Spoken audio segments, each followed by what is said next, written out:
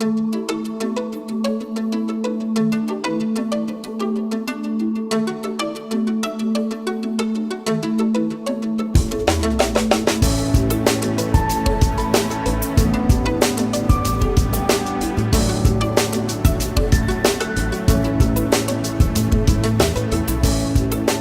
of Northglenn, Channel 8, keeping you informed of events in your community.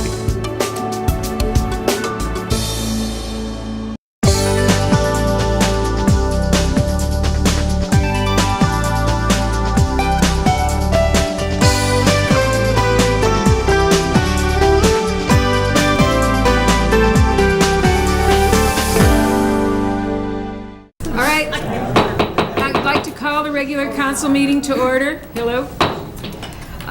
Joanna, would you call the roll, please? Mayor Downing. Here. Mayor Pro Tem Carol Dodge. Here. Councilmember Snetzinger. Here. Councilmember Mollica. Here. Councilmember Wayne Dodge. Here. Councilmember Brown. Councilmember Carrico. Here. Councilmember Whitman. Here. Councilmember Winnicky. Here. Thank you. Would you stand and join me in the Pledge of Allegiance? I pledge Allegiance to the flag of the United States of America and to the republic for which it stands, one nation, under God, indivisible, with liberty and justice for all. Thank you.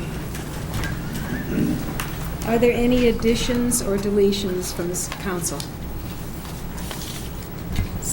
Hearing none, we'll move to the interview session. David Swazi. David, hi. How are you? I'm fine, Your Honor. Good. Well, welcome. Thank you. Would you tell us a little bit about yourself and also why you would like to join the Parks Board? Okay, well, my name is David Swayze. I've been a resident of Northglenn for 54 years now. It's before Northglenn Actually, it was before Northglenn was Incorporated. That's right. My dad was on the original Civic Association when I started it up. Started Northglenn out. I've done my 4 years in the Air Force, and I'm basically retired now, so I thought I would start giving back to the city. Okay. And why Parks Board? I'm sorry? Why Parks Board?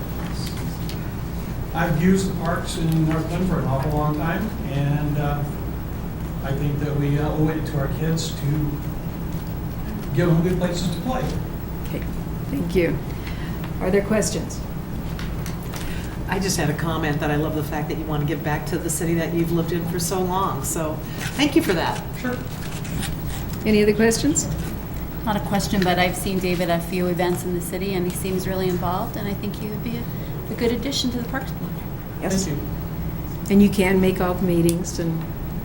Most of them, the scheduling isn't bad on a Thursday night for the meetings for my schedule, so most of my activities are Friday through Monday if it's a weekend activity, so I'm there.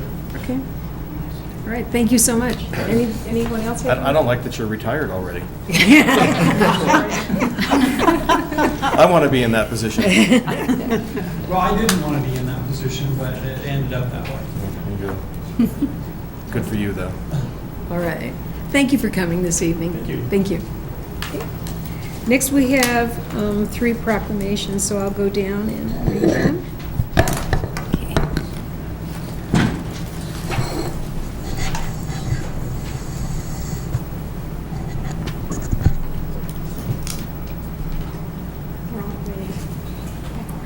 We only need 2 of them.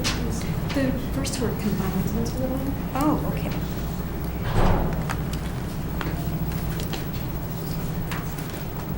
Okay, so we have, Jim, are you going to?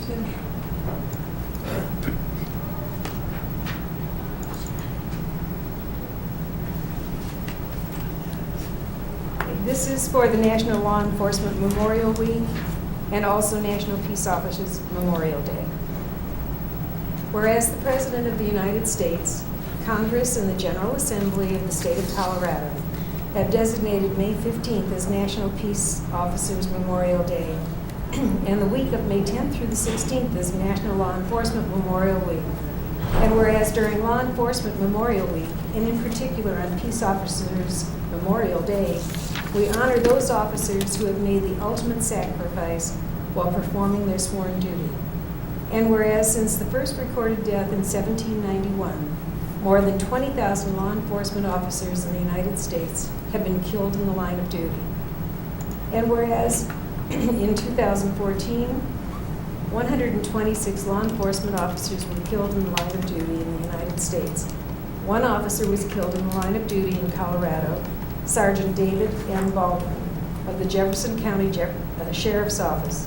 And whereas the city of Northglenn tragically lost one of their own officers, Corporal Edgar E.V. Raines Jr., who was killed in the line of duty 31 years ago on May 30th, 1984.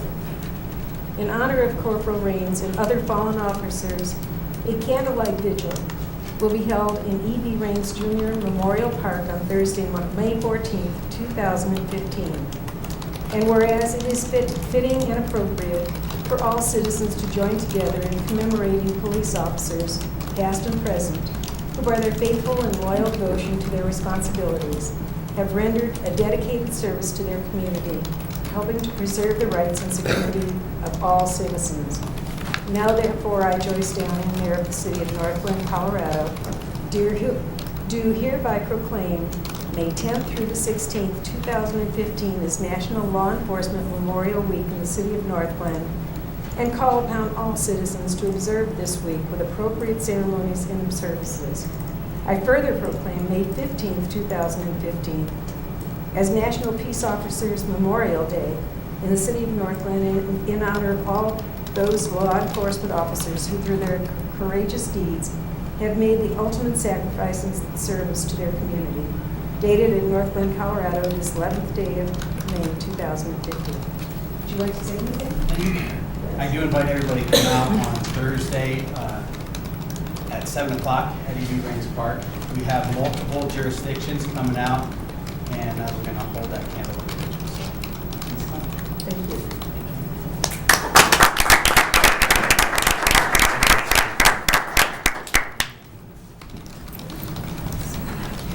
Thank you.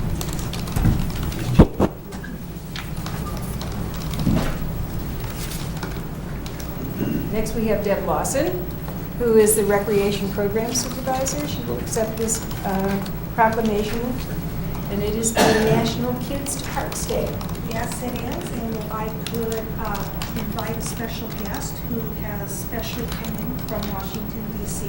Yes. to accept this proclamation for Kids to Parks Day. One park was chosen out of the United States, Buddy, who is their national mascot, to accept this proclamation. Would you be honored to? Yes, I would be honored. Okay, let me go get it. All right. That sounds exciting. You know, this is always It's advice. worrisome for me. When Deb gets involved with this.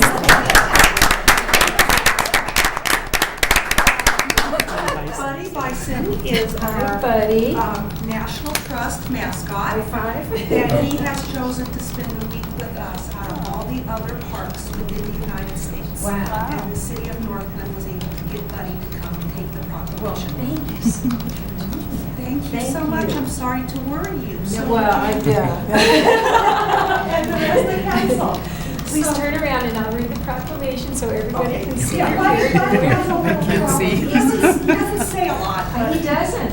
That's okay. We're gonna just take him, okay? So let me read the proclamation and then Buddy can have this. I don't know if you're gonna be able to hold this for him or I think we can help together. You can We help? work together. All yes. right, okay. Okay. And this is concerning National Kids to Parks Day. Whereas May 16th, 2015 is the 5th Kids to Parks Day organized and launched by the National Park Trust. And whereas National Kids to Parks Day empowers kids and encourages families to get outdoors and visit America's parks. And whereas it is important to introduce a new generation to our nation's parks because it is of the decline in park attendance over the last decades. And whereas we should encourage children to lead a more active lifestyle to combat the issues of childhood obesity, diabetes, hypertension, and high cholesterol. And whereas National Kids to Parks Day is open to all children and adults across the country to encourage a large and diverse group of participants. And whereas National Kids to Parks Day will broaden children's appreciation for nature and the outdoors. Now therefore I, Joyce Downing, Mayor of the City of Northglenn, Colorado, hereby proclaim May 16th, 2015 as National Kids to Parks Day in the City of Northglenn, and urge residents to make time on May 16th to take the children in their lives to a neighborhood, state, or national park. Dated at Northglenn, Colorado, this 11th day of May, 2015. Congratulations.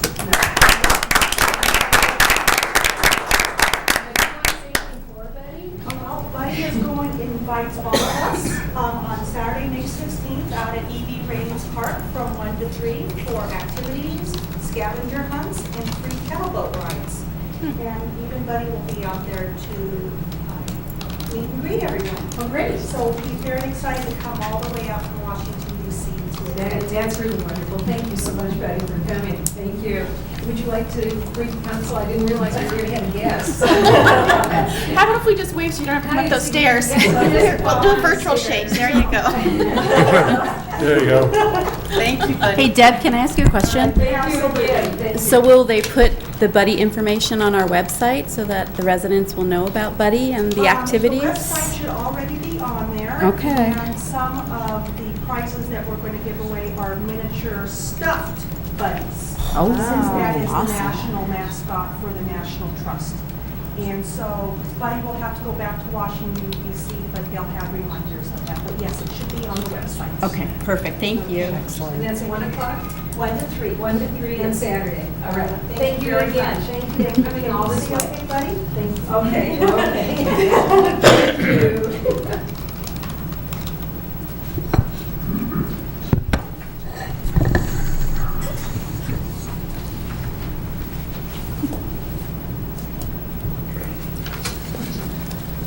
Okay. Next, we have presentations, economic development. Debbie?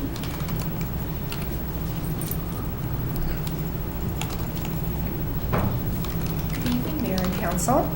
A couple updates, as you see from your report, we were able to announce Texas Roadhouse. So 7,900 square foot restaurant. So they have got their demo permit from the state, or in the process of finalizing that, some little finalizations with the planning department, but you will see the old Bennigan's, former Bennigan's, being demoed, and then they'll start construction on that within probably the next couple of months. So the hope is that they will be up in next summer of next year. Great. 140 employees.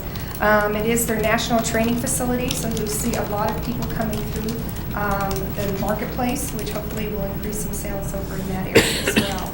SCL Community Hospital, thank you, Corey, for your help on the closing documents. We're just about there. We hope to be closing within the next week to 10 days. And then they hope to get a grading permit immediately after that. So you will be seeing dirt moving probably by the end of this month, beginning of next month. We're going to be holding a business lunch and learn this week, which is maximize your temporary signage, and also having businesses come and evaluate the new proposed sign code. So we'll have staff there so that the businesses can ask questions. They'll be giving them some ideas. We've got probably about 30 people coming to that, so it should be a pretty good turnout. Thank you, everybody, for coming to the ribbon cuttings and the grand openings that we had for Perry's Pizzeria and Jim and Nick's. It's definitely full in those parking lots over there, so that's very encouraging. Thank you also for signing all the business anniversary cards. As you can see from the list there, we have some very long-term and long-time companies in there to celebrate, including Horizon North Credit Union, which I know you guys are all familiar with. They've been around longer than Northglenn was incorporated, so that's great.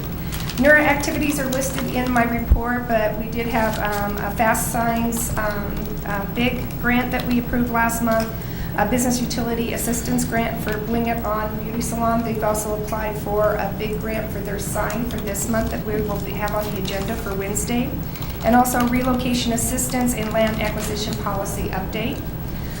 We also will talk about both last month and this month, the 104th and I-25 ramp landscaping.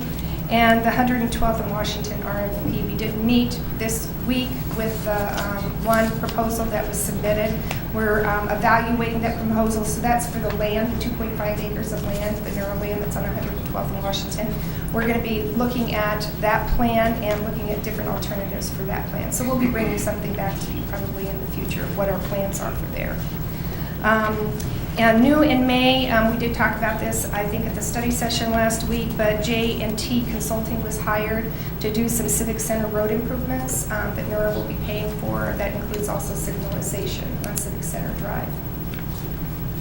We announced 3 new storefronts and 5 new home-based businesses. The digital advertising billboard signage is going great.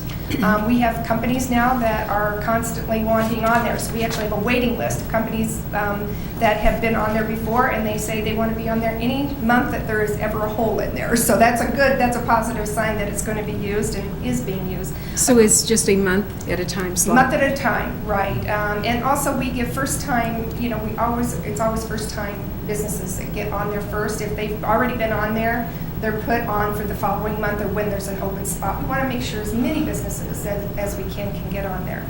So if they've already been on there, they go kind of on the wait list, and if there's an opening slot, then we move them into that spot, depending on how many times they've advertised.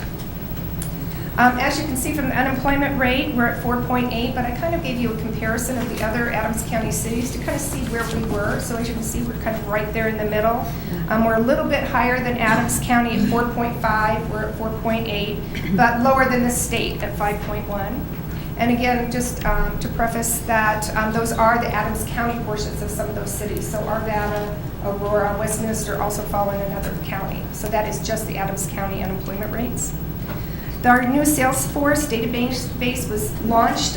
It's really exciting for the economic development staff because we are having a lot of fun with the new database, learning a lot, but it's going to take us a while to get up to speed, but everything is within one database. All of our prospects, all of our contacts, our businesses, every time we meet with them, every time we send an email to them, anytime we talk to them, everything's logged into that system, which is very impressive. As well as it also updates our business assistance directories, all of our grants, our incentives, everything is in one database, where before it was probably about 10 different spreadsheets in different places. So we're very excited about that. Our Shop Northglenn and website activity, the one thing that we did do, as you probably remember in February, we launched a new Shop Northglenn directory, and as you can see in March, we never really tracked, I have to be honest, I had never tracked our economic development website visits, but in March we now have that in place, so we'll actually be reviewing that every single month. Visits to our ED website were 498, with 357 of those visiting our Shop Northglenn. I didn't go back and check like where we were in January of last year, but I would assume it was probably maybe 100 or 125, because as you remember, the Shop Northglenn directory wasn't very user-friendly, but it is now, so it shows that people are actually using it, so I think that's exciting. A couple of things I wanted to also mention is I will be at the ICSC conference this week, so Sunday through Tuesday. We've got a lot of meetings set up with developers, brokers, and end users. And you should have a flash drive. Do you have a flash drive there? Mm-hmm. Those flash drives I use when I do go and meet with the companies. It has a complete packet on Northglenn, so I'm not carrying a lot of packets with me. So you'll see the maps, our community profile, our incentives, and so forth. But that's there for you to use. And again, those are things that we do give out instead of actually handing out a lot of pamphlets and a lot of brochures. So I think that's great. Also, we have hired our new economic development specialist, started today, Ryan Rapowski. He came from the Oklahoma Department of Commerce, so he was an economic development specialist there. And he also worked for the Oklahoma Travel and Visitors Bureau too, so he has a lot of economic development experience. So please stop by and say hello to him. I know you guys will all be meeting him in passing, but very impressive background, and we're pleased to have him here. Any questions? Questions? I just have one, Debbie. I know I looked at the landscaping drawings for the I-25 on and off ramps, and so I know it's getting brought up on Wednesday, but when that does, if you can maybe give council an update on what NERA's thoughts are on that and everything. Absolutely. So.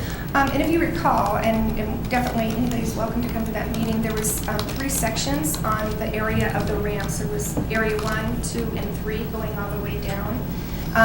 You may recall that NERA budgeted $500,000 to do both the design and the construction of that. The design was about $45,000, with the remaining of that being construction.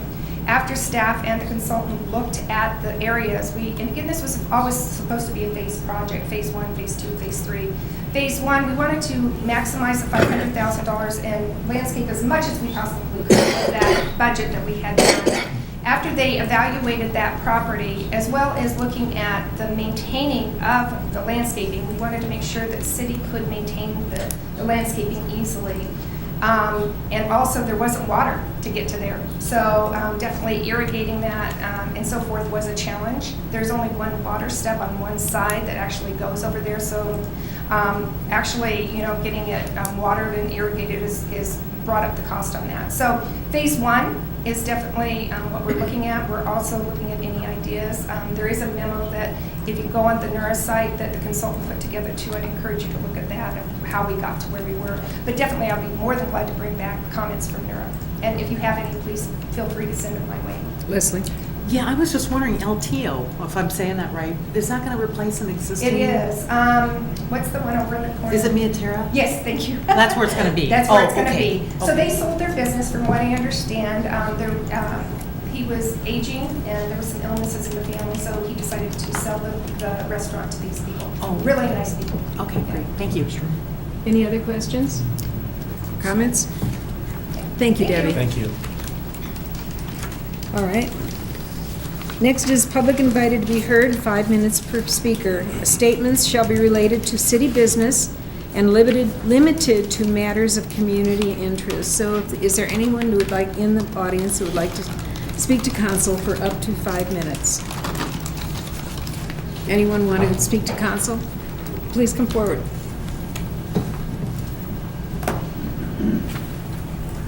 Hi, my name's Jim. Now, to let you know that these comments can only be related to general comments, but we're going to have a public hearing for water and wastewater, and the noise ordinance, and also the Historic Preservation Commission. So if there's any of those three that you want to speak on, so go ahead. So tell me your name and tell us what you want to speak on. My name's Jim Mapes. I've lived here a little over 10 years. A little over 10 years. Can't hear you, though. I'm sorry. Okay. Is that better? Yes. Okay. What I wanted to address, I understand that you have a ban on open carry in some parks, et cetera, here in the city. I go to the dog park down at JC, and I have since about 2007 when I got my first dog. I generally open carry a firearm, though I do have a concealed carry permit. And I was discussing with the chief, there's some reasons for doing that. One is the deterrent effect. Though you may be the target for the random crazy that's 1 out of 1,000 or 10,000, the 999 other criminals that happen to see somebody armed, like when you're in a convenience store, would decide not to rob that convenience store because they're not looking for a gunfight. They're looking to get over on somebody. It's a deterrent effect. The other thing comes in during the summertime when you can't wear a shirt or anything like that. T-shirt and jeans is about as far down as you can get dressed up. It's really impractical to actually conceal a firearm when you're there that people aren't going to obviously see it's on you. And again, as I was discussing with the chief, my criteria, and if you're really serious about defending yourself, for selecting a firearm, the first factor is stopping power. You're carrying that to stop a criminal. A tiny, small gun doesn't do that effectively. Small calibers do not. You want something over 9mm, 40 Smith, 10mm, 45, etc. Those guns are big. They don't conceal well. The second thing has to do with firepower. You want enough rounds to be able to do things. In Ferguson, the police officer that was charged at by a man the size of a linebacker had to fire 11 shots. He fired the one in the car, but 11 shots, only struck 3 bullets on this charging man to put him down. No small concealable firearm holds that many shots. If that officer was put in that position to have to hold, say, a SIG 938 like I have that holds 7 rounds, he would have had that man on top of him beating his head in again. So you're putting people in that position, but the people you're putting in that position aren't criminals. They're just residents of the city that want to defend themselves. The other thing which I do take seriously, being down at the dog park, I have several large dogs, and many other people do too. If there's a dog fight breaks out and somebody goes to get their little poodle out of the middle of the dog fight and a dog starts going on their neck, what are you going to do? If you're not armed, there's not much you can do at all. If you have a concealed weapon, well, you got to dig it out. And if you're the one being attacked, that gets really hard if you've got an 80 to 100-pound dog on you. It's a lot easier when you can actually get right to it. And the primary reason I'd ask you is, why was this law passed? Was it passed for public safety because anybody was a danger to somebody because they were openly carrying? Or was it because somebody was whining because they're afraid of guns? I mean, if they're afraid of guns, they're probably in the wrong state. The state constitution clearly supports the open carrying of firearms and actually prohibits concealed carry, which was then made legal in 2003 by statute. And that section of our state constitution goes on to say the right of somebody to carry a firearm for their own defense or in support of civil authority when thereto summoned shall not be called into question. Putting an open carry ban is calling that into question. And the thing is, ultimately, you may expose the city to liability in lawsuits. There were money paid out in lawsuits for a guy busted for open carrying in the park in Colorado Springs of $22,500. Longmont for $15,000. I had an incident some of you may know about, and the city of Thornton wound up paying $25,000 for a civil rights suit on that. I wouldn't want to put this city in that position, and I would certainly try and discuss it with anybody before having any kind of incident like that, which I did have to discuss with the police just recently because I didn't know this law was passed, and the signs weren't up there until just recently. Having been going to the dog park for 8 years, I didn't really notice new signage up there that readily, and go in there and I don't read the signs every time I go in there. I'm watching my dogs. So what I'd ask you is to reconsider that in the light of liability you may expose a city to and the inconvenience and the risk that you're actually putting some people under. I realize it's not a majority of people, but there are those of us that take responsibility for our self-defense and the defense of those around us, because we realize there's also a fact that as much as the police want to be able to help and protect people, they're not actually obligated to do so. The Supreme Court actually had a decision against that. But thank you. Okay, thank you for coming. Okay. Is there anyone else who would like to speak to council for up to 5 minutes? No? All right. With that, we'll move on the agenda to the financial report. Jason? Good evening, council. This is the first quarter of 2015 financial. Can't hear you, Can you Jason. speak up, please? Oh, I will yell. Thank you. Our audience is not able to hear you. I'm not It maybe it's, it might be the micro, yeah, much Okay. better. Yeah. Okay. Sorry. Okay. I'm nervous tonight, I guess. So this is through March. Is this bad news then, is what you're saying, if you're nervous? No, it's good news. Okay, all So right. it continues to be pretty positive news on the revenue side especially, so Okay. there's nothing to be quiet about. Okay. So I'll start off with sales and use tax update through March. The sales and use tax is up a little over 16% on the year. And one thing that I will take away from this graph is typically February we kind of see a decline usually. This year it's actually kind of gone up. I think part of that is the new businesses that opened last year being here in January. The 2% marijuana tax also plays a factor into that as well. And on the detail report, on the geocodes, I think page 10 of the other report, you'll see that the majority of all the areas are up quite a bit this year. So the kind of the carryover from last year, as far as the economy doing well in Northglenn, has continued through this first quarter, which is a real positive thing looking forward. Real quick on that. On the January, it just seemed like it should have been higher, and then February was so high that you think there was it's making up for part of January? Is that what it was? We noticed that, and there was nothing that stood out specifically, other than I can tell you that March collections have kind of spiked even higher than what happened in February. So something this first quarter has kind of made a lot of positive strides. Okay. We're going to ride that. Thank you. But good to point that out. I noticed that. I'll try to go forwards on back. General fund, total revenue, $3.7 million and total expenditures of 4.9. Collection and spending rate, we're a quarter of the way through the year. Revenues at 16%. That's typical. We usually see quite a bit of the revenue, especially on sales tax, occur at the end of the year. Expenditures, we're slightly below our 25% spending pace, which is another positive. You'll see capital outlay is kind of falling behind, and that's the only category in that. That's specific equipment purchases in the general fund. So just haven't purchased the trucks or the cars, or haven't paid for those through March at this point. You'll see beginning fund balance of 15.7 million, with ending fund balance of 14.6 if the year were to end as of today. The general fund balance is about 68% of total revenues. The non-major governmental funds include Conservation Trust and capital projects. Conservation Trust Fund, you'll see collection rates of just under 24%, so $87,000 is on pace for what we expect to receive in quarterly lottery proceed revenue. Expenditures at $49,000. Revenue in the Capital Projects Fund,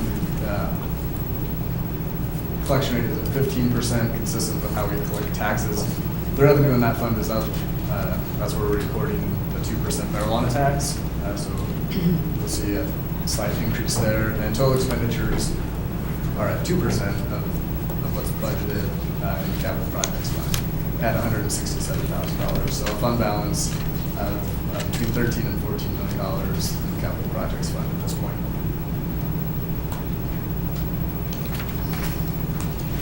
On the water and wastewater funds, total revenue is slightly over $2 million, and expenditures just under $3 million. Total revenues, again, collection rate is at 15%, which is to be expected as the timing of collections in that fund happen later in the year during the summer months. Expenditures at 17%. You'll see personnel, purchase services, supplies, and equipment all kind of on pace. Capital outlay in that fund is about 11% of budgeted spending, with a fund balance of just under $17 million through March. Jason, can you go, what's that miscellaneous line item? The miscellaneous line item, the spike in that is $148,000 contribution to the Lipster Lake project as part of the incentive agreement to rebate the water taps. Okay. And they never installed enough water taps to meet the threshold. I think it was $500,000. Okay. So we owed them the net difference, and that was $148,000. Thank you. And then the non-major enterprise funds, stormwater and sanitation fund, revenues in stormwater are about $79,000, expenditures $71,000, both on pace. Revenues are flat. Those fees haven't changed in several years, so we would expect to see stormwater fees to be on target is what we budget. Sanitation fund, kind of the same thing. Total revenues of $286,000, expenditures of $282,000. Nothing really to report on revenues or expenditures in either of those funds throughout the first 3 months of the year. Total cash invested was just under $49 million at the end of March. And with that, I can answer any other questions that you have on the presentation or on the detailed report. Questions or comments? I do. Yes. I have one, Jason. In the financial packet that you gave us, where it shows the sales tax collection by geocode, everybody's really increased in February, and then that one geocode 7 off of Irma, where Pioneer Sand is, that one really took a hit. Is there a reason that you can see on that one that just stood out? So I don't recall the business. I think there was just a late payment. on use tax, sales tax, use tax? Right. Somebody reported just the timing. Okay. Okay, okay. So, All right. but yes, the majority, I mean, that's the only one. They were all quite significant. Yeah, it was. So, Okay, thank you. Any other questions, comments? Thanks, Jason. thank you. Next is the consent agenda. Move to, were you gonna say it? I'm sorry. Move to approve. Please open the vote. The vote is open. Please vote. I'll close that vote, and the consent agenda passes unanimously. Thank you. Next is public hearings. The first one is for CB 1851, a bill for an ordinance approving a water and wastewater rate change for the city of Northglenn. I'll now open the public hearing on CB 1851. Is there anyone here who would like to speak either for or against CB 1851? So go ahead. My name is Wayne House, resident of Northglenn for 40 years. I live at 11009 Denver Lane. And I'm just looking at your worksheet over here, and I couldn't see all of it, but I can't see where you're justified in raising the water rates. You raised them last, I think, if I remember correctly, you raised them substantially last year, is that correct? We did raise them last year, yes. Yeah, substantial, okay? And I feel like sometimes that I'm paying your bills, because my bills are anywhere from $185 to $300 a month in summertime. I like to keep it nice sharp, okay? One of the few, I think, in Northglenn, actually. But I just don't see where you're justified in raising the rate. So somebody needs to explain to me why you have to raise the rate. I'd like to see a simple form that says, these are the revenues, okay? These are the expenses, and this is what's left before you raise the rate. Right. Okay. And I think we can probably Provide do that that. for you. And we do have some big projects coming up in You had big in the projects water last year, you department. said too. You said you raised the rate to pay for the project, so why this year? Because there was a whole plan, and we can get that information to you, a 5-year plan to try to pay for these projects for you, So or you not talk for you, about, but for the you talk city. about transparency, so why didn't you tell us last year that you were going to have to raise the rates again this year to cover these projects? You didn't do that.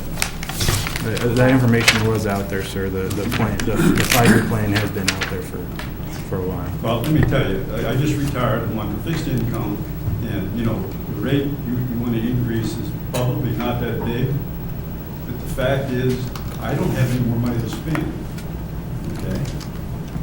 You want a little bit, Adams County wants a little bit, the federal government wants a little bit, it totals out to be a lot of money. Okay? So, really consider what you're doing here. And We the have- other- yeah, one more comment. Go ahead, I'm go done. ahead. Okay. Why don't we merge with Westminster with Thornton for this thing?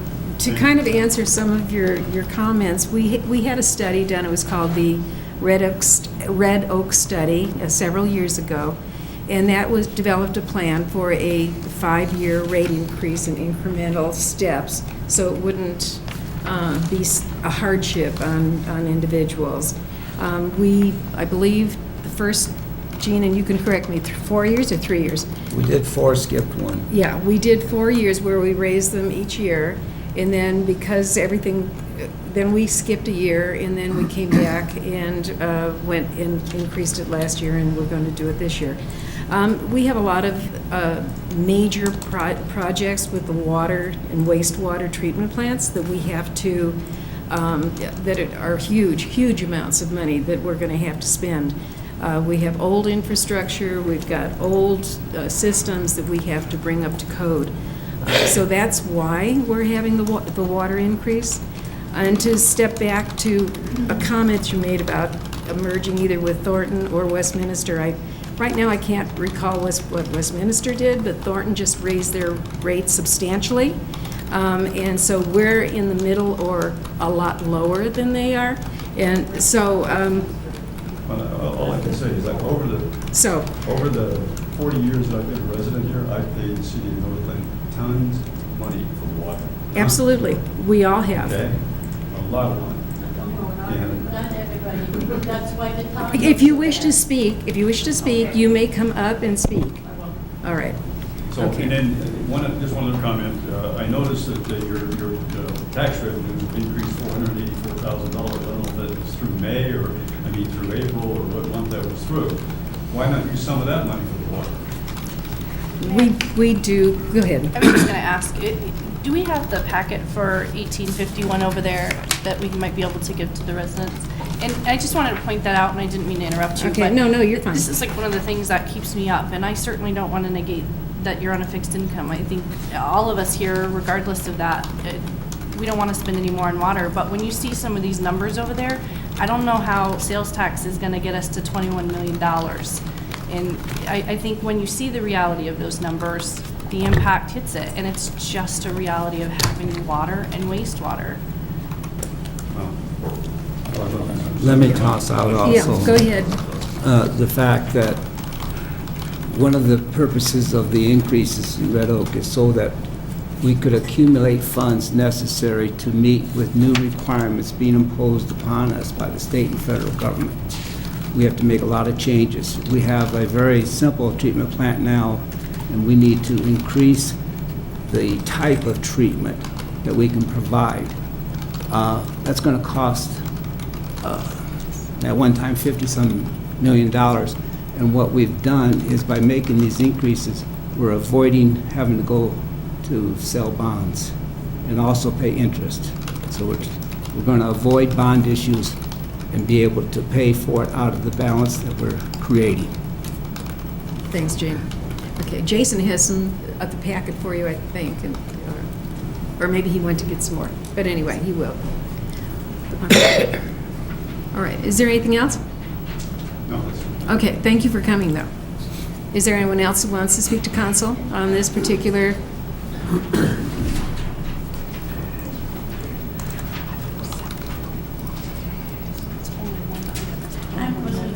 Can you pull the microphone down just a tiny bit? I've been here, work's been going on all this time. Okay. But anyway, I'm here because of the water increase, and it's just a few of us who keep our lawns nice. I got an award, my husband and I, of course, our friends get an award, but we're just a very few who are keeping our property nice. That means we're the ones who are paying for all of them, because you are not, as the government of Northglenn are very particular in how other people keep their properties. The properties look terrible for years and years and years. You don't go around and give anybody a citation or anything. You could go ahead and do that, to go ahead and increase your revenue. That's the same thing with the driveways. Everybody's supposed to have a driveway poured. That's been going on already since 1982. I live here since 1965. Nothing is being done. Yet everybody's just raising the prices. And who's going to pay for it? Just a very few. And yet nothing is going to be done about it. When I get here, I only get here a few times. And the reason why nobody comes, as you can see, is nothing is going to be done anyway from whatever the citizens have to say. So why have a meeting?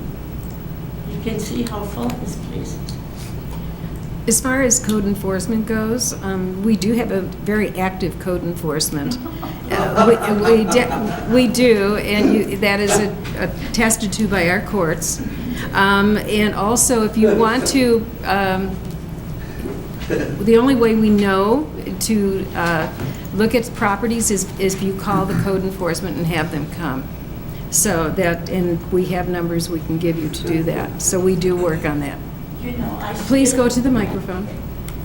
I thought I was done, but since you're bringing this up, I even wrote letters, or I still have copies, but I won't bring them, since 1982, since I got so upset about the code enforcement and everything.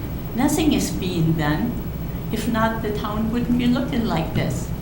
And I don't know how all of you keep their properties, because I don't know the addresses where you live, but I just cannot believe there are houses here in Northglenn which have plywood on their windows. This particular public hearing is for water. For the water, yeah. And so if you But- wish to speak about something else, I'd be happy to talk to you later about it, though, so. Well, I tried to talk to you once before when we were at the coffee with the mayor, Uh-huh. but it didn't help either. Thank you. You're welcome. Okay, is there anyone else who'd like to speak to council for up to 5 minutes or more about the water? Hi. I don't live in the city of. That's all right. It's a public hearing. But one of the things that has kind of been. Can you tell us who you are? I'm sorry, Sherry Hackett. I have a business in Northglenn. And one of the things, I've resided in Thornton and Northglenn most of my life, and one of the biggest problems that most people thought even when I was young and looking for a home is that Northglenn has the highest water rates out there because of the fact you guys are a shut-in city, and if there is anything at all that other tax dollars could do to assist in this, I understand it's a dilemma, and I understand that the infrastructure needs to be fixed.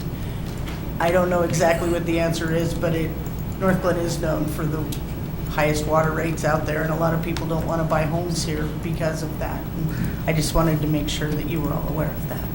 Thank you. And just to respond to that, Mayor, I think that's a misconception, and I'm trying to find the document from one of our study sessions, but when this was brought forward to us, it listed out all of our neighboring cities and any cities that were our size of their water rates, and Northglenn is right in the middle. We are, I mean, out That's of right. 10 cities, we're 5. That's right. You know, and so, you know, I think that's a common misconception, and we can get you those documents, but you look at Thornton and you look at Westminster and you look at similar cities our size, we have the documentation to show that we're dead in the middle, you know, so, you know, I'm not quite sure if that's from the past or whatnot, but.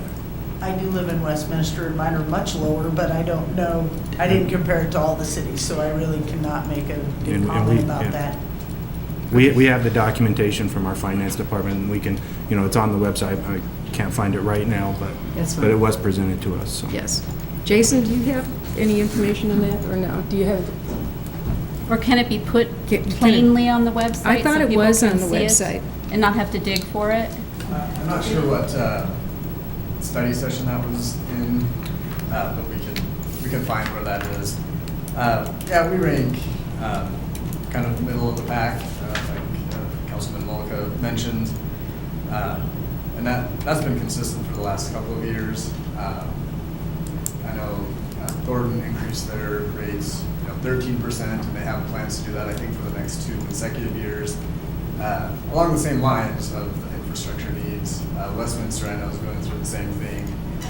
It's obviously not a pleasant thing for any municipality to have to do, but we have aging infrastructure, 35, 40, 50 years old. Like Councilman Winnicke said, changes in requirements. It's part of providing the service of water, and those are going to change. I know from last year's increase to this year, when we went to recalculate kind of where we fell, we stayed in line, and that was because the other 10 cities also raised their rates over the past year. And we believe that that's kind of happening again this year. And we communicate and talk to each other because we are interested in seeing if there's some best practices out there to minimize those increases. And so we do discuss this with other jurisdictions, utility groups, to kind of find out what their plans are, what increases are happening.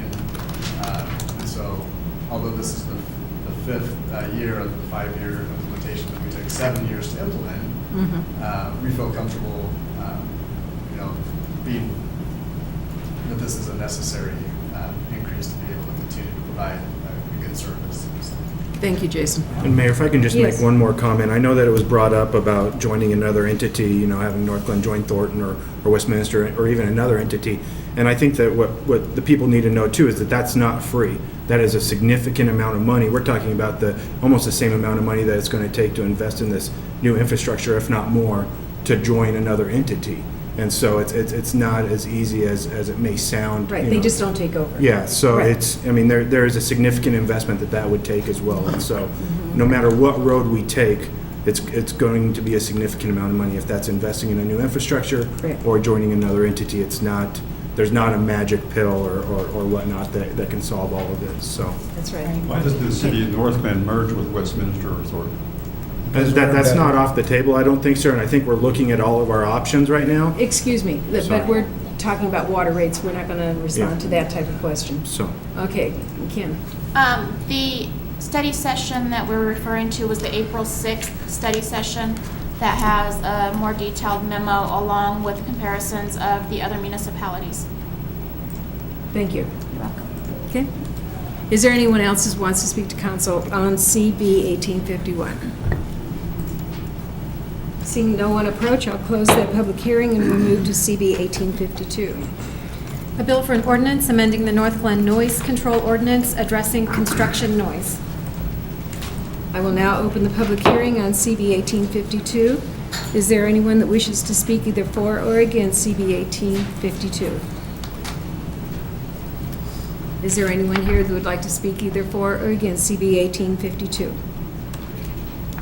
Seeing no one approach, we'll close that public hearing. And Joanna? The last one is on CB 1853, a bill for an ordinance repealing and reenacting Article 9 of Chapter 16 of the Northglenn Municipal Code regarding the designations of historical structures and sites within the city of Northglenn. I'll now open the public hearing on CB 1853. Is there anyone here that would like to speak either for or against CB 1853? To speak either for or against CB 1853. Okay, I'll close that public hearing and we'll move to ordinance's second reading. And that would be CB 1851. Would you mind reading the title again on that? A bill for an ordinance approving a water and wastewater rate change for the city of Northglenn. Okay. Move to approve. Second. John, do you want to speak in? I think there's already been some discussion about this item. This is, as was said, the fifth of a 5-year plan that was put into effect. It was actually a study that was done in 2005, but the first rate increase was 2009.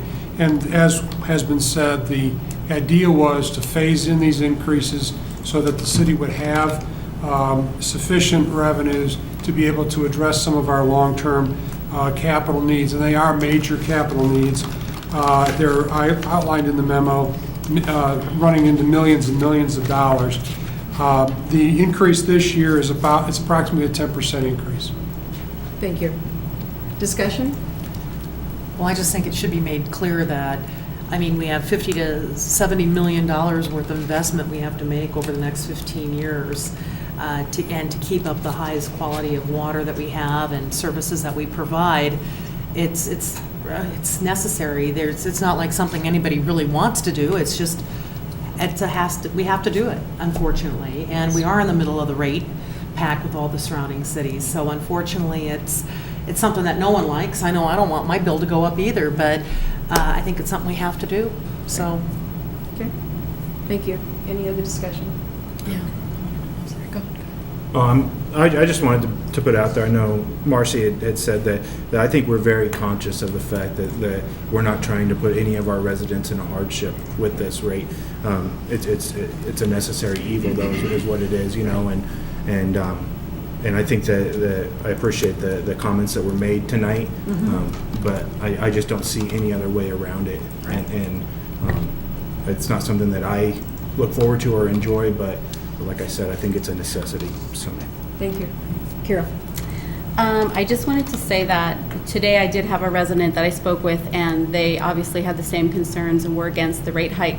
But one of the things that he did mention that I wanted to throw out there was that Northglenn, and this lady did have a point about code, and that we demand green yards from everybody, but yet we want them to conserve water. So there's got to be a happy medium and some give and take with the code department as far as how much pressure they're going to put on people that can't afford to pay for the water because it's too high. I mean, you're just going to have to definitely work with people, I think. I'm really not sure how I'm voting on this still because I'm really kind of a no this year, sorry. But I'm wondering, Jason, if you can kind of say how much money, and I should probably know this, but how much money by this increase will come in? How much does it increase that coffer?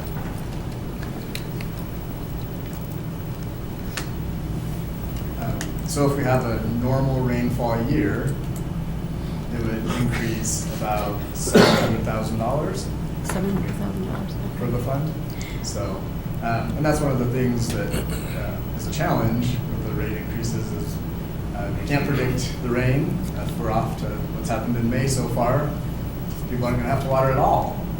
And so we're still going to have to invest in that capital, the infrastructure piece, one way or another. So it should be about $700,000. But that's residential only, correct? Yeah, and that makes up I think- 95% of I don't know. I mean, of the service. after looking so. at some of the business bills and stuff, and I know my business bill, I mean, it's 4 times of what any house is, if not, sometimes a year, probably 6 times of what. So, you know, to me, you're more like probably, in my numbers, and I know I'm not right, closer to $1 million of increase. And I don't know how far off I am. I'm just guessing. And again, it depends on the rain. But businesses use the same amount all the time when they're manufacturing with water. So I think what's hard for the residents, and it's hard for me too, I mean, you see that we're sitting on a 68% fund balance, and they're seeing all this money coming in, and yet you want more from them. And I get that they don't know that certain funds are, you know, marked for certain monies, but I think they also want to know, well, what are you doing with that fund balance? And our projects keep getting delayed, and we're not doing anything, and it makes me feel that way too. So I think it's hard to vote yes on this one this year, especially when I know you're going to do another study and you're going to increase, you're going to put in for another how many years of increases because this study is done. So I don't really feel that bad saying no this year. We're not going to do a study right away. Well, okay. I don't know. That's just me this time. I think one thing I might have liked to see, you know, from the city, Jason, is, like I said, I think that the picture of showing where Northglenn stands might have been a great thing to maybe send out with the bills or something, or and I'm not sure, was that put in the I connection, thought it was in the John? connection. Was that? We had it in the connection. We did, I mean, we had an article in the connection about. But did we have the No. showing where we stood No, did they in have regards to the- other cities and their rates? No, we did not So- include you that know, survey. something like that, I think the more information that we can give residents, especially on something so controversial like this, in the future might be able to nip it in, you know, before it becomes a bigger issue. And so that might have been something that we could have put out there that would have been a good piece of information for the residents. And the reality about Thornton's increase is that they hadn't increased it in 10 years. They hadn't increased the water, and now they're going to do an increase. So I think people in Northglenn, they are aware of things going on around in the other municipalities. So, yeah, that's it for me. All right, is there anyone else? Yes. Just want to repeat what I said before. We've been accumulating money, and as it's accumulating, we are earning interest. What we're going to be able to do is to avoid bond issues, Right. which will require us to pay interest. So we're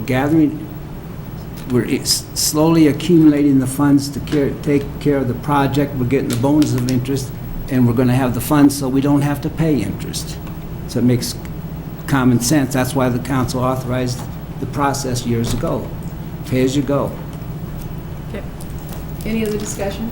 You know, and last year I was a no on this, and I'm going to be a no this year too. And my reason is that we're not a bank, and I get the parts of business. I mean, I'm no dummy about business, and I understand, you know, interest and making interest or accumulate and stuff. And I just see us same thing at a 68% fund balance is unacceptable. We're not a bank, and that's why I'm a no. Any other discussion? Okay, please open the vote. The vote is open. Please vote.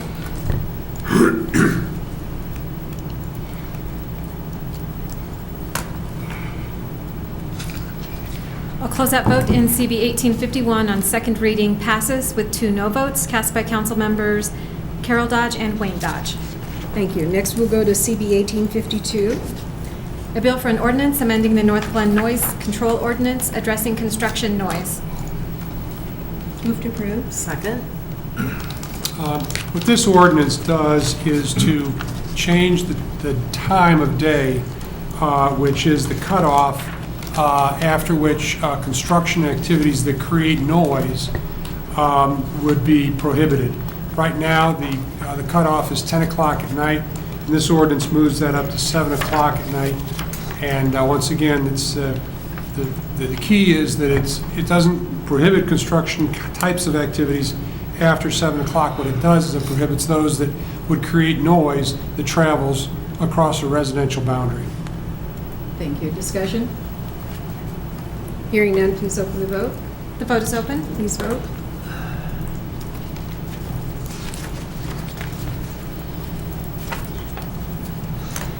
I'll close that vote, and CB 1852 on second reading passes unanimously. Thank you. Next is CB 1853.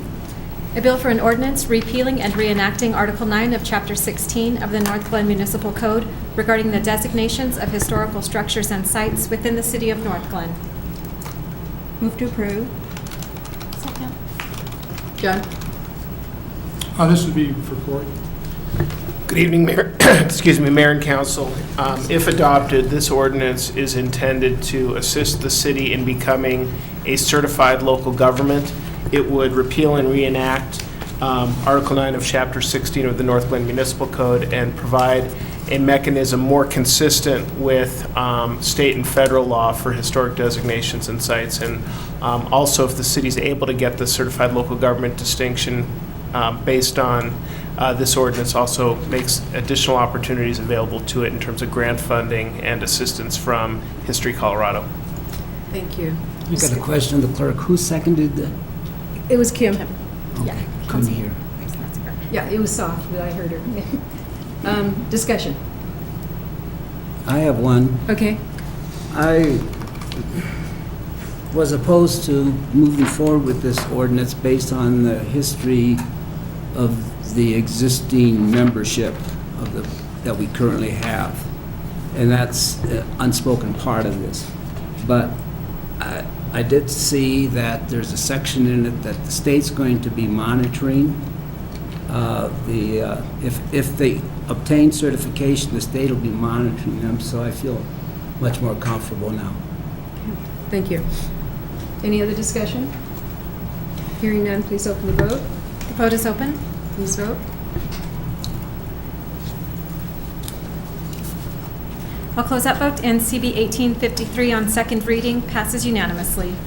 Thank you. Next, we'll move to resolutions, CR 62. A resolution adopting the City of Northglenn 2015 pay plan as amended. Move to approve? Second. The next two resolutions are related to each other. The first one is an amendment to our pay plan, which would add 2 job classifications, special events coordinator and construction inspector, and remove 1, which is neighborhood program specialist. Thank you. Discussion? Hearing none, please open the vote.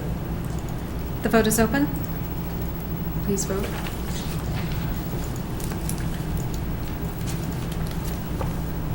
Close that vote, and CR 62 passes unanimously. Thank you. Next is CR 63. A resolution amending the City of Northglenn 2015 personnel summary. Move to approve? Second. Okay, this is, as I said, related to the other one.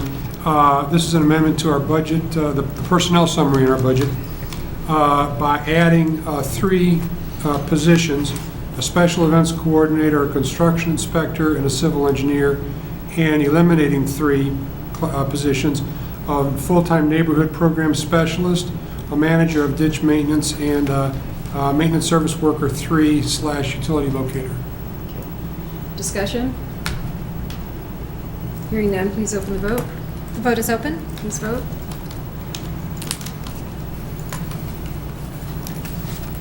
I'll close that vote, and CR 63 passes unanimously. Thank you. I'll now recess the regular council meeting and bring to order the Marijuana Licensing Board. Joanna, will you call the roll, please? Mayor Downing? Here. Mayor Pro Tem Carol Dodge? Here. Councilmember Snetzinger? Here. Councilmember Mollica? Here. Councilmember Wayne Dodge? Here. Councilmember Brown?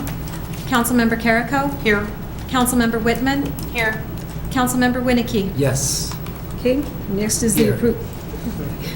Next is the approval of minutes from March 23rd, 2015. Move to approve. Second. Okay, please open the vote. The vote is open. Please vote. close that vote, and the minutes of the March 23rd, 2015 meeting are approved unanimously. Thank you. We'll next move to CR 64, which is the modification of premises application by Botanicare LLC. I move for approval. Second. Joanna? Yep. Madam Mayor and members of the authority, the City Clerk's Office has received a modification of premises application from Botanicare LLC. The licensee currently operates a dual medical and retail marijuana business in the city, and the application cannot be administratively approved because it is asking to expand the licensed premises. So the licensee is currently licensed to operate in units 5, 6, and 7 of the building that they occupy, and the application is asking to license the remaining units, and so that would be units 1 through 4 in the building. The applicant has provided proof of possession of the units by way of a lease agreement. The property zoning has not changed, so it remains zoned as industrial I-2. And in the packet, the Planning and Development Department has provided a map which depicts the existing licensed premises, the proposed expansion area, and then distance measurements to the nearest residential property. And we've also included alternate versions of a resolution taking action on the application. The applicant is present tonight, and staff is also happy to answer any questions that the authority may have. Thank you. Discussion? Questions? Carol? Sherry, I wonder if you could answer this question. So my main question would be, why should we allow you to expand into an area that goes against the criteria of 200 feet to a residential, away from a residential area? I did not realize that it was within 200 foot of that residential area. What I'm trying to do is expand in the same building with what I'm in. Right. Now the entrances all are over at the other end.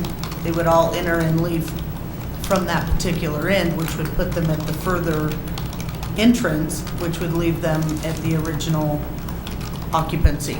So we wouldn't utilize the other doors where anybody would come and go from them. It would just mainly be access for employees in and out of the building. So there wouldn't be additional people coming and going from there, meaning the building is long like this, we're at the furthest end up against the highway where people come and go from.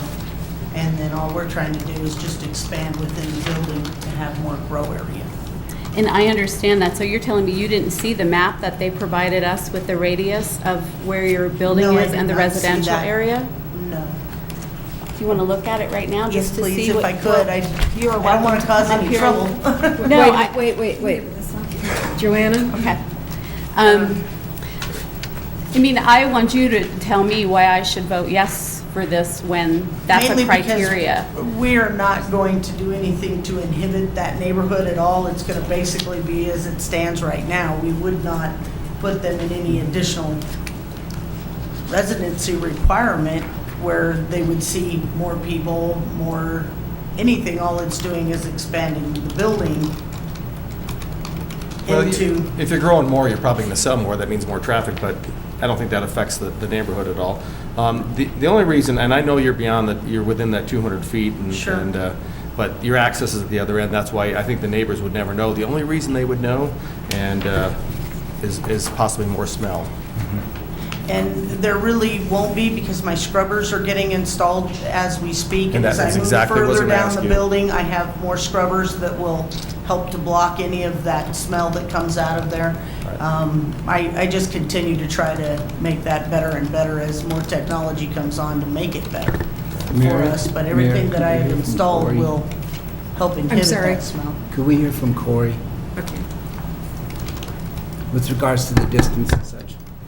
Good evening, Mayor and Council. This actually creates an issue that I believe you can exercise your police power and be supported in either determination.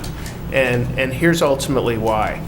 If you look at the diagrams, the existing units 5, 6, and 7 were compliant under the previous distance limitation, and they're compliant under the current limitation. It is only the expansion that triggers the issue related to non-compliance.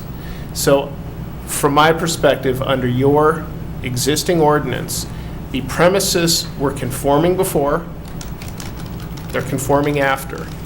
The expansion, I think you can certainly, within the interpretation of your ordinance, take the position that because the existing licensed premise were conforming, that gives you the authority to allow the modification, the expansion. But I think if you have concerns with it going into that 200-foot area, you also have the ability to say, because this was conforming prior, and you are creating the violation, if you will, or the coming within the 200 feet based on the modification itself, that you would have a basis for denial. So I would encourage you to ask questions to get comfortable with either, to make sure that certainly the licensee has suggested that the entrance won't change. That's a component you can consider. But ultimately, this licensed premise is compliant today, and the modification takes it within that 200-foot radius. So, Which is why you have resolutions for both, because this is subject to your discretion based on your determination. but the question I have, I guess, is why wasn't the map or why wasn't the company instructed or informed about the difference in the distance? Well, the packet information wasn't shared because that's private. It's just not our standard practice to provide the applicant with It's in the ordinance. private materials. And well, no, but I'm thinking more, it's within that 200, Yeah, I was under the belief that staff had discussed this application and the issues regarding the distance with Ms. Hackett. Okay. And let me just add one other thing. There was some confusion caused not by the folks in Northglenn, but because the state, when it initially looked at this application for modification of premise, did not take into it. It had licensed a premise that was not licensed by the city of Northglenn. There was a disconnect between the state and the city, and at least in my review of the materials, the city did everything right. So there was a disconnect in how the two licensing entities were evaluating this, the premise even before this modification. And the state had licensed a premise that the city hadn't. Kyle. So this facility actually resides in Marcy's and my ward, and we've heard issues from residents before, traffic and whatnot, about this facility, and the concern I have is now we're not, we're not even talking about a 200-foot buffer.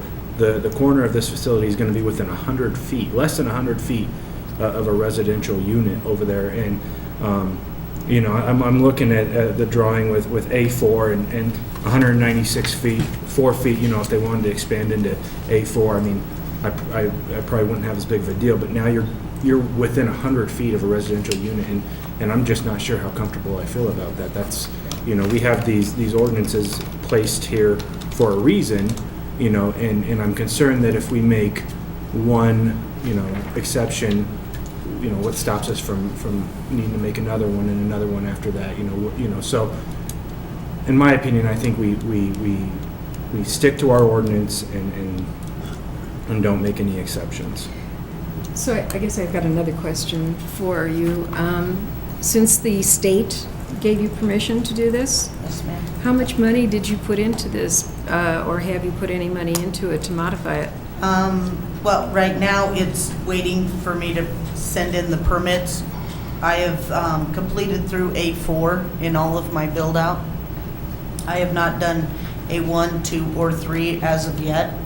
I was waiting for approval from you to move forward to make sure I didn't put a bunch of money into something. But also to answer Kyle's question is, we did have problems only for a few weeks during the mayhem of opening. Other than that, we have not had any traffic issues since then. And not that I'm aware of, I have not had any complaints from any residents over there that have Has there been any that I'm unaware of, that any of you know of? I could ask the city clerk, have we had any complaints about it? The city clerk's office has not received Okay, any. I just wanted to Okay. make sure something. Yeah. I didn't- aware of it And you haven't either? Okay. I think I share the, sorry, Kim. I think I share the same issue that Kyle has. And for me, it's an issue of setting a precedence for this. Because then we're going to have another one that comes and says, but I only want to go this far, but I only want to go this far. And I think that's the issue I have with it. Can I ask, why do you feel like this is it a smell issue because of the resident there? Or what is it that makes it so that it's intrusive for that neighborhood? It's just the basic criteria that we set up of boundaries Okay, that. I just wanted to make sure there wasn't another issue that I wasn't No, it's seeing or because we doing. enacted the ordinance, the most recent ordinance, and that's the criteria that's in there. I think it's unfortunate Yes. that you're doing, by you doing the remodel or the expansion, it didn't have to go out to the residents that you were doing that. So I would have liked to have there been some outreach, but we didn't have to do that, so it wasn't done, so I understand that. I also see, I mean, I'm looking at your schematic. I'm not against you growing your business. But I'm seeing where you're saying there's not going to be any in and out. That's where your lab testing is, which I want you to explain. Well, it's where the kitchen will be, but they all enter from A6 and A7, and they go through a hallway that goes down the back side of it. I can't get rid of the front entrances just because the landlord won't let me, but I don't need to utilize those doors. Right now, they are just for employees to go in and out of, and that would always be the case. Even if, in fact, there was a kitchen in there, those products would all have to go through the right protocol and out through A7 and A6. So can you explain what you're doing in the lab testing, extraction, and packaging and shipping area? Well, what we are doing in that area is we are trying to do our own testing within, because all of the marijuana has to have a third-party test for us to leave. But when we're making medicines, we're doing components to make better medicines, and we want to be able to test the volumes of each type of cannabinoid and what we put into them in order to get a product that we're looking for. And without doing some testing, we don't know that. And so it wouldn't be a public testing. It would mainly be for us Interior to do our research and expand the medicine and try to get some of the science behind it. And that's really what we intend to do with that. So it wouldn't be a public type thing. It's more like a kitchen with a lab. Work together on it. Because you wouldn't be allowed to do any other testing I except your can't own. do, you guys do not allow labs in the city of Northglenn Okay. for open use. It's mainly just for our personal use, so it wouldn't be anything that I would utilize that to other companies. It would mainly be Interior. And then packaging and shipping, are you sending Well, you things have to out, or- package all, anytime I do a MIP, if I were to get a MIP license, which would be a whole nother application to you, I had to get the premise approved first, and then I was going to apply for the MIP license. And in that, I have to make labeling and bottling to go on the products after I bake them or produce them. I'm not really going to be a baker. I would rather do pills, suppositories, tinctures, and rubs, and things like that is more what I want to manufacture, not a brownie or a cookie. I'm not looking for that type of a MIP, but if I wanted to, or something changed, I sure could bake brownies if that's what I decided to do with the MIP license. It's just not what my intent is. Corey, can I just ask you, what other criteria do they have to meet to be able to do their own edibles in that center? Anything? They'd have to apply for the manufacturer's license. Okay. And that's just not something they've done. No, and I would also have to get a commercial grade kitchen and have it approved by the state to be able to manufacture any product in there. So there's a lot of criterias that go with that MIP license. Kyle? Corey, I just have a couple questions, and to the applicant, I have a question too. So I'm looking at A4, and I know that there's just a little corner of A4, like 4 feet, it looks like, that falls within that. How can that work with, how can she develop that office space without, I mean, can she cut out the 4 feet and just not utilize that 4 feet? And in her business and be able to use that space? That's not what the application's for, because it's for all four, but Yeah. yeah, certainly that is something that the council could consider. This is a unique circumstance, there's no question, because it was an existing licensed premise. And the memo from Travis indicates there's a margin of error here. Absolutely. And so, that it's hard to determine with any certainty based on what they've provided anyway, where that line is, but I certainly think council could do that. And Carol made a great point about not wanting to limit the growth of your business. And I don't want to either, but there's a balance that we have to have as a council with our residents and with our businesses. And I'm seeing, and this, I'm not sure if this is something that you've considered or even thought about. I see that you have some office space on here that you've accounted for within this development that you want to do. And it sounds like A4 might be doable potentially, without even infringing on these ordinances that we have. And maybe this is another question for Corey, but if there's no marijuana going on, can they potentially develop one of those parcels that are closer to the residents as just pure office space if they're not doing anything marijuana? I wouldn't want to prejudge an application for Yeah. a modification of premise, but certainly I think a modification of premise could be considered that had something like that. So would that mean bringing it back then? It would. Yes. And that's something I'd be a lot more considerate of, as long as there's nothing, no marijuana plants or marijuana being within that 200 range, and if it's just office space. It basically wouldn't be the case. I would basically not be able to build out A3, A2, or A1. Because I have to have, that's what I do. I can't really say that there wouldn't be marijuana because what I need it for is grow. I have to be able to grow on the back half of that building. The front half is all office space, but the back half is what I need to be able to produce in order to supply my customers. Right now, I'm purchasing from Denver and other municipalities to try to meet my quota of what I need to.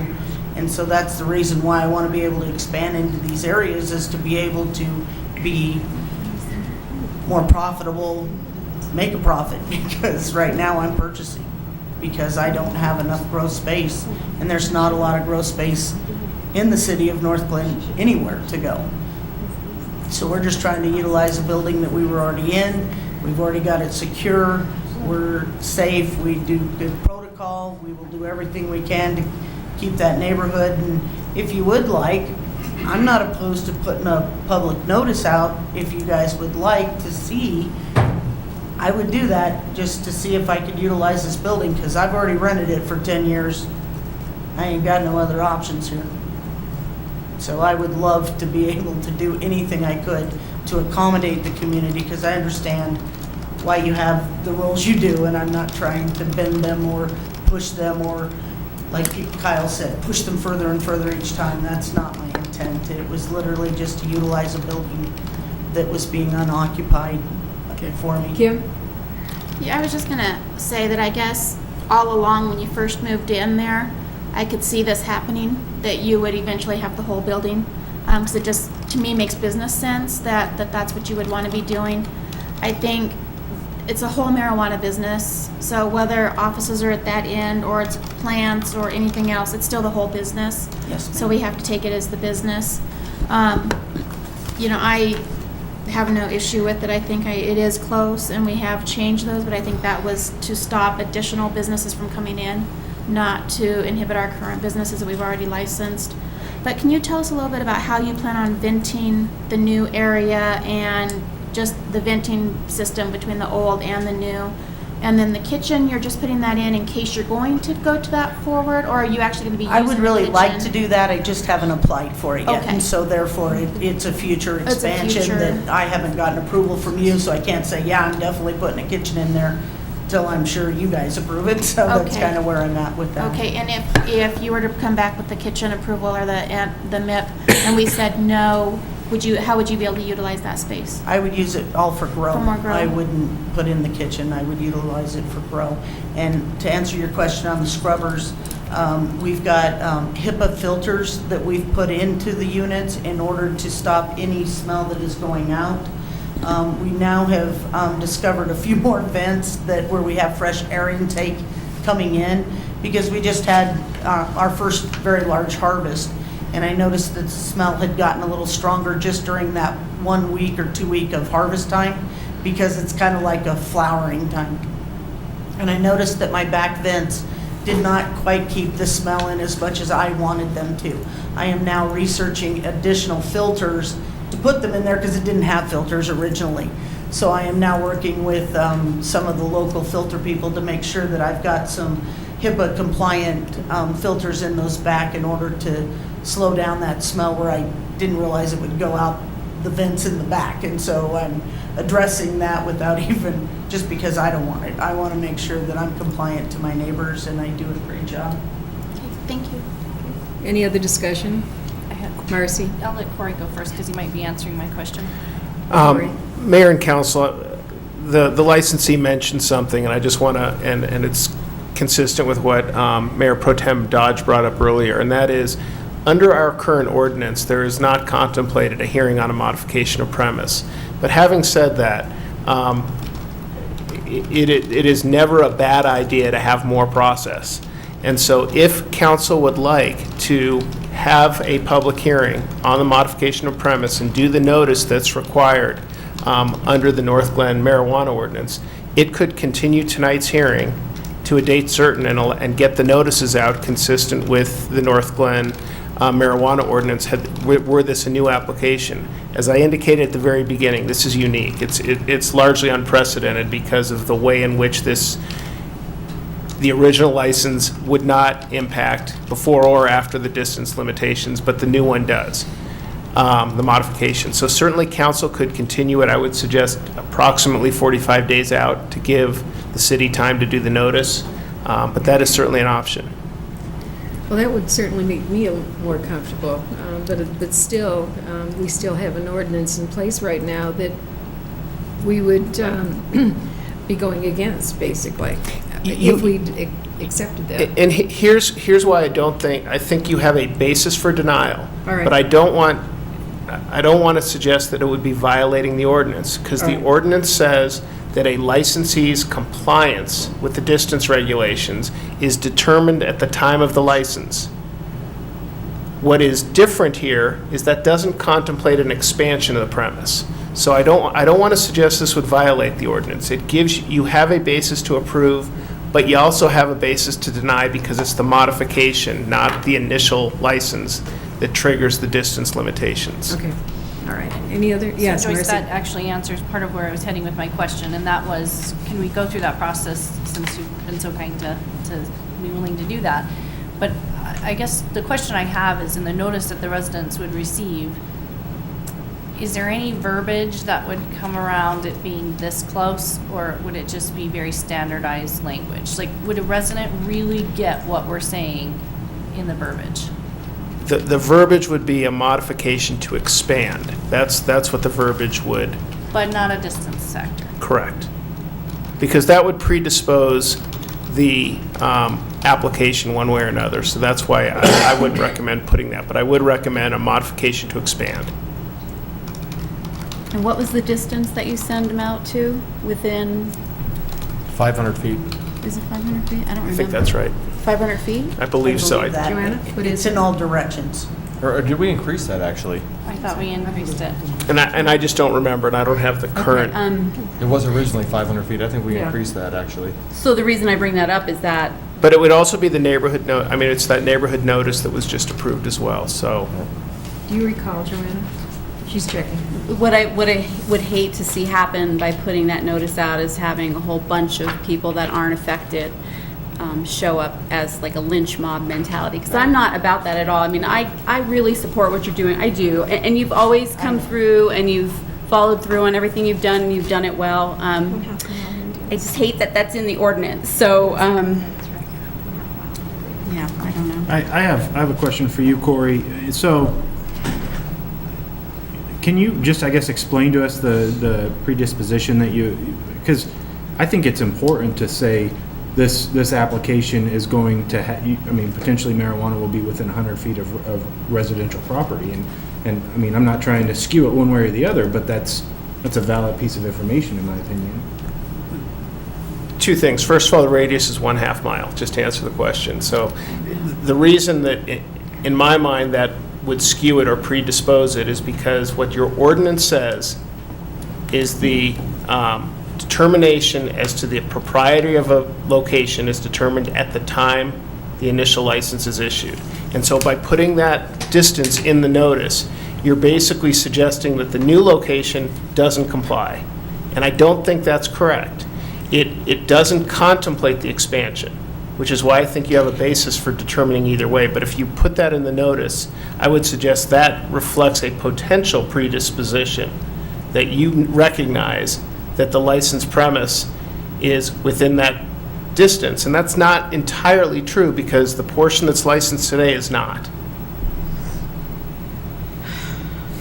Did you have to sign a lease prior to applying to the city? Yes. So that's messed up. Tell me about it. I live in marijuana. It is not the easiest business in the world. And that's the same for what it's worth in liquor as well. You have to show an entitlement to premise Right, I know, before you yeah. can. And if you get denied, you've signed it off. But part of the difficulty, and you know, I don't know what this licensee knew and when she knew it, but an applicant is always presumed to know what the rules are. Yeah, I get that. For better or for worse. Yep. Okay, any other discussion? Leslie? Well, I would like to see something go out to the citizens in the area and just see if expansion would be available option. And I would suggest if council is inclined, it looks like June 22nd would be, I think, would give us time. Either meeting in June would. Either meeting in June, so 8th or 22nd. So do we table that, or do we It would be, actually do a if that motion is, to- if that's council's inclination, do a motion to that date with the direction to provide notice in accordance with the Northglenn Code. Okay. Any other discussion? Well, I think I would vote against that motion because I just think it's inciting a mob mentality on something that is only going to touch a few of these residences right here, and you're sending that out a lot further, so. That's, to me, it's just, I'm almost against it too, because I'm not sure if there's anything that can be said to sway me, because I am so, I have such big concerns of it being that close to residential properties. I really do. With less than 100 feet, and I just don't know if I don't agree with it. Can I ask you what your concern is? Well, I think that, there's small children. I have a little girl, and if I lived right there, I don't know if I would want a marijuana dispensary within 100 feet of my house and my little girl. And I know that you might have filters that can help with the smell, but smell can still seep through. And when this property was potentially purchased, that wasn't there. And now, we're in the position that we're going to say, okay, yes, here a marijuana dispensary can move within 100 feet of your property. And that's something that I'm not sure I'm comfortable with. And if I was that property owner, I don't think I would be happy. And so, and it's not, I'm not anti-marijuana, and I'm not anti your business at all, but coming from a residential standpoint, I would have concerns, and I'd have concerns about my little girl being there and being that close to it, and I think they're valid concerns, so. That makes sense. There's a liquor store that's right on Huron that's within 200 foot of the other thing, and there doesn't seem to be an issue with them either. So and I realize they're two different incidents. But I wasn't in charge I wasn't on here when that was approved either. that. I am, I'm on council now, and so I have to go off of that. I understand that. All I'm trying to say is really it's not an intrusive business as much as most people thought originally it was going to be.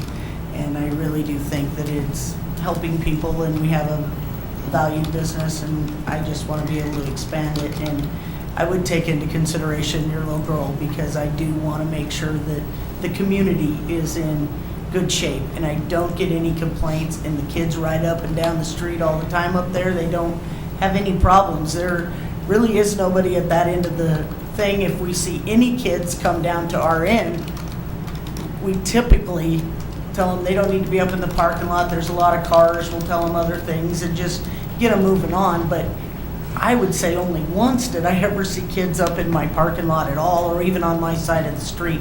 they usually stay within that neighborhood pretty consistently, and I don't see a lot of issue or complaint, but I understand your concern. Okay. Any other discussion?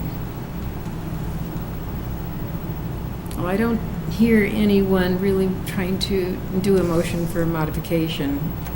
So, do I hear? No. I thought we had Jean already- made it. Yeah, we Move had to already had approve. the motion. Oh, That's you why we're did? I didn't discussing. hear you, Jean, I'm sorry. I did right at the At the start. beginning. Yeah. We were waiting for To- someone. To approve. Okay, is there a second? Didn't we second have it a too? second. Yeah, Councilman Mullica seconded the Yeah. motion. Oh, okay, all right. So, since we have a motion and a second, please open the vote. And can I just get one last clarification? So is this to move forward voting yes or no, or to determine if move- we were going move to forward, yes or no. notify? Nobody added the friendly to Right. to send out notification, but you could do that if you want to. Wait a minute, Yes. we have a motion now, so, Because I'm confused at where Yeah, the we need step to is figure that out I how we add vote. that. okay, Corey?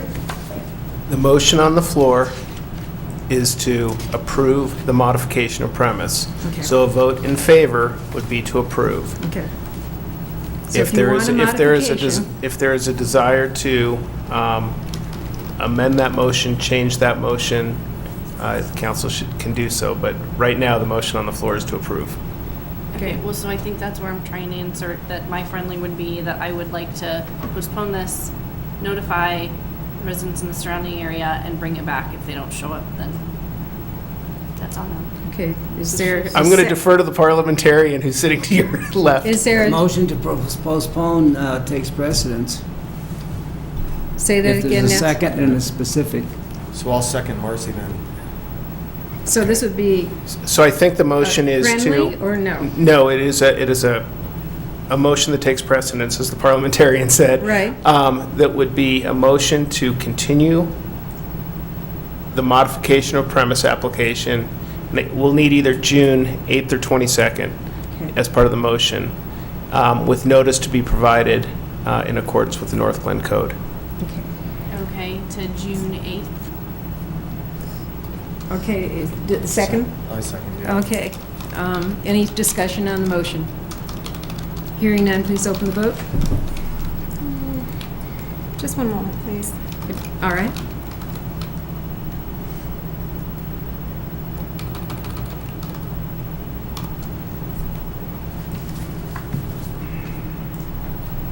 Okay, the vote is open. Please vote.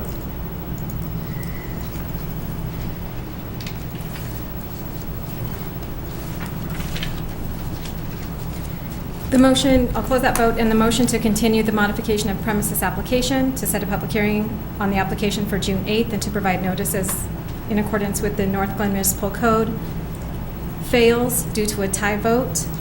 The affirmative votes cast by Mayor Downing, council members Whitman, Wayne Dodge, and Carrico. Okay. Okay, we're back to the original. Correct, which So is the to motion- approve. I did vote yes. How come, did you say Marcy's vote came through? We have one missing, so it's a 4-4. 4-4. All right. Can't remember what I said 2 minutes ago. So, okay, so that failed. We're back to the original motion. Please open the vote. The vote is open. Please vote.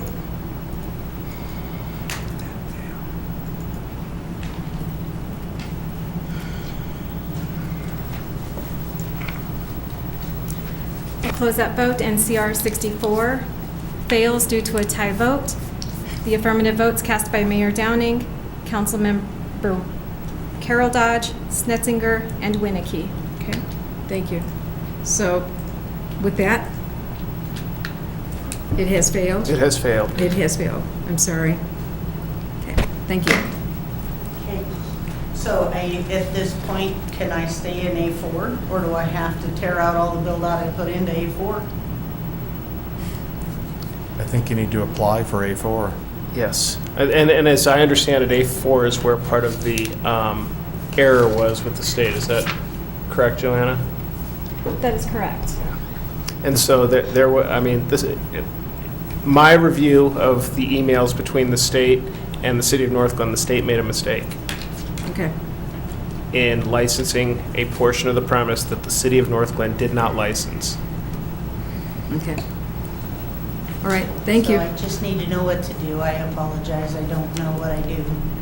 I think we can't tell the applicant what she needs to do, but she does not currently have a license for A4 from the city of Northglenn. Okay, but I do have an option to reapply?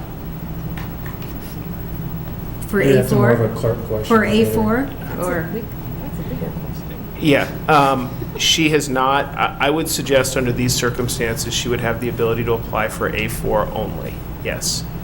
Because it's not the same license application that was denied tonight, and especially under the circumstances with the disconnect with the state, I would say that if that's an option, she could consider. does that help? Yes. All right, thank you. All right. We are adjourned. The Maryland Licensing Board is adjourned, and we will reconvene the regular council meeting. And we are back to communications. And Jean, I'll start with you. None. Okay. Marcy? So a couple of things.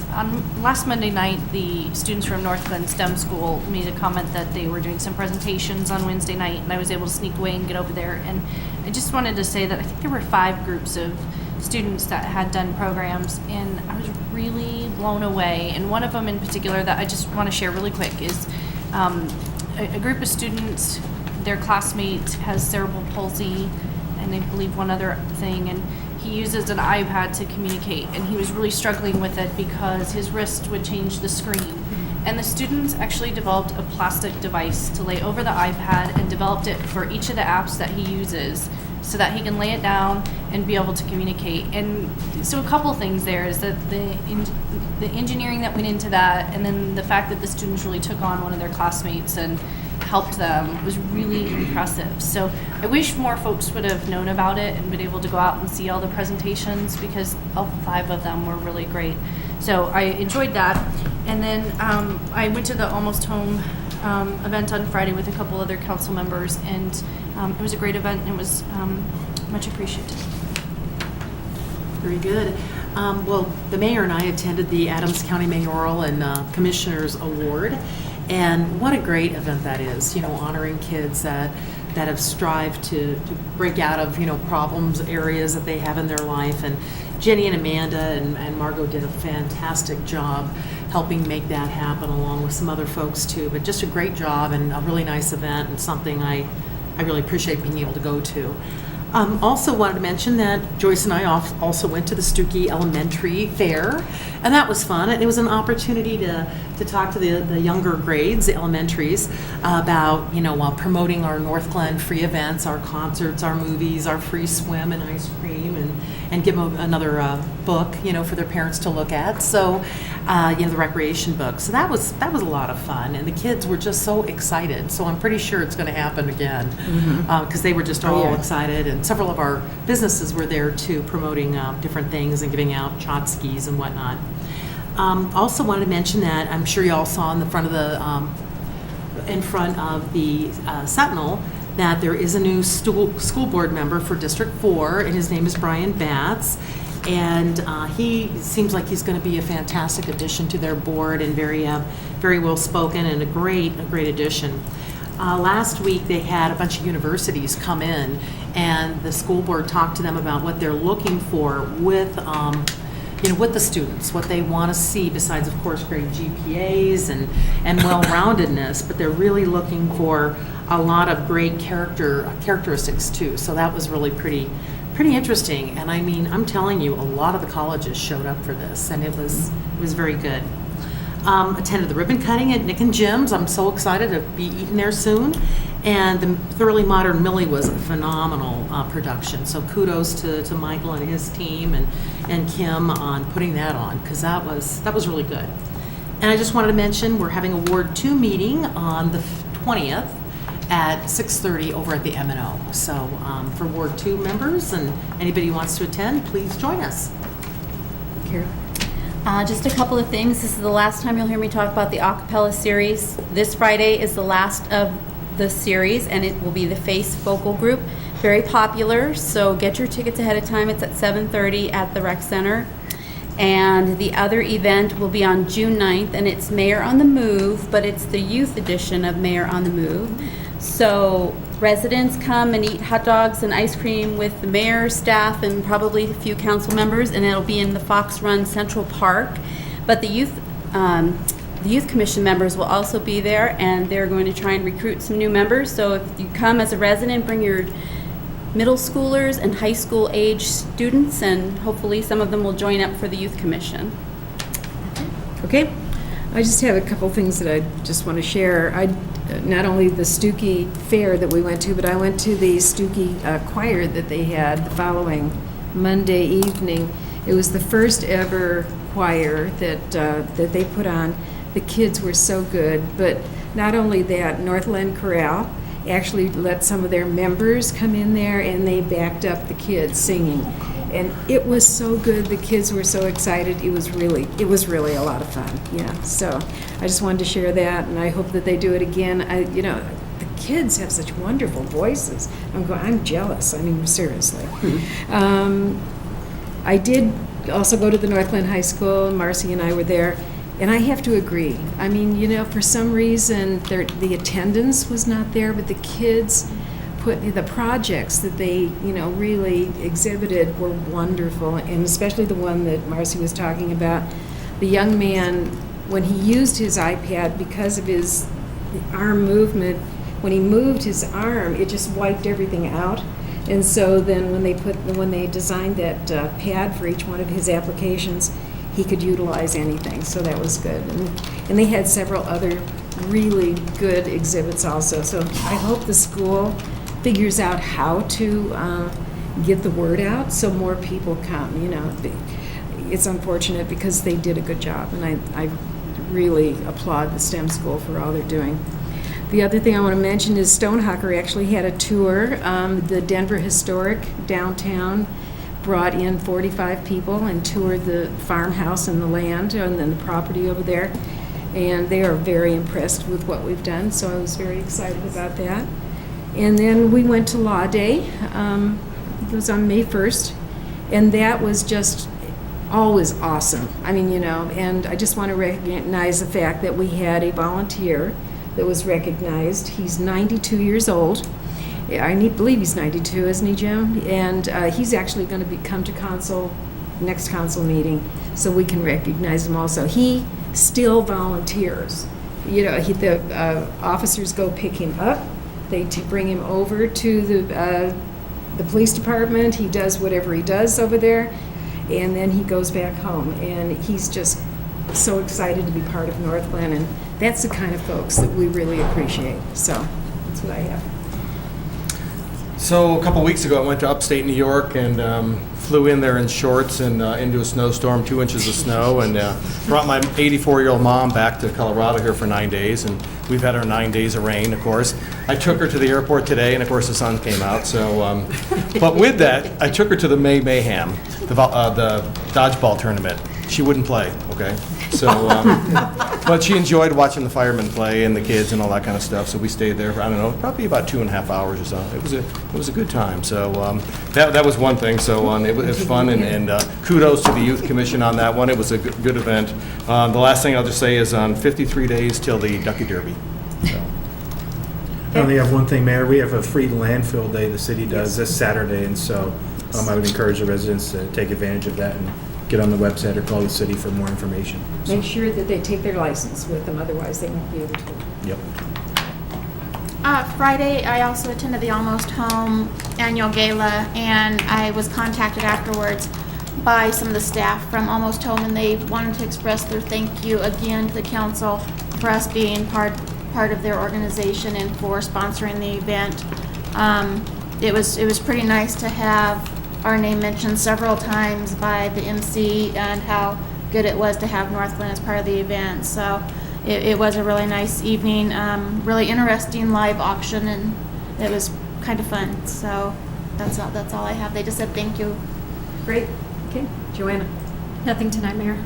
John? I'm pleased to announce that today we took delivery of the long-awaited 15-passenger van. Yay! is now over at the city's fleet maintenance facility, and they're counting to make sure we've got 15 seats in that for passengers.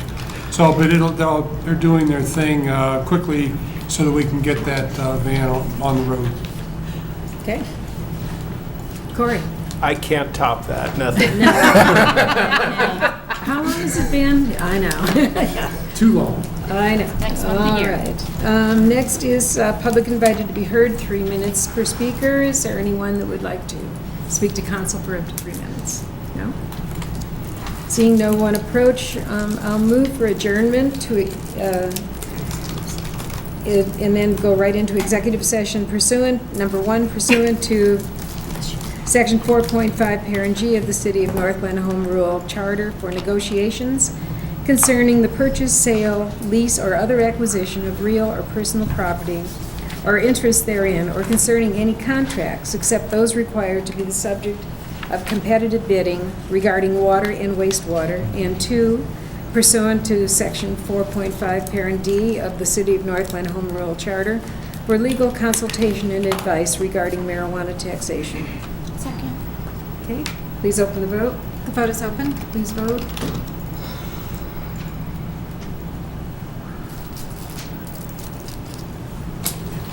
I'll close that vote. And the motion to adjourn to executive session passes unanimously. Thank you. Do we want to stay here or go somewhere else? Stay here, I think. Stay here? Okay. So we're adjourned. We're going to go into executive session.